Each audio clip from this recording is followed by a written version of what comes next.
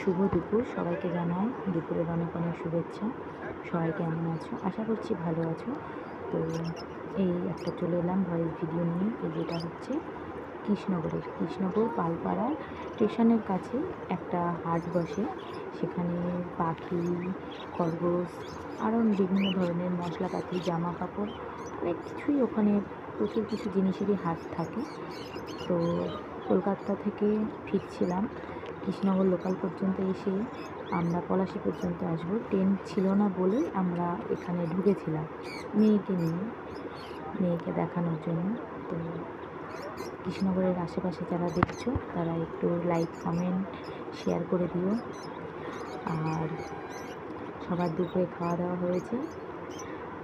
সবাই ভালো থাকবেন। সামনে পয়লা বৈশাখে নববর্ষের অনেক অনেক শুভেচ্ছা জানাচ্ছি, বড়দের প্রণাম জানাচ্ছি, অ্যাডভান্স জানিয়ে দিচ্ছি।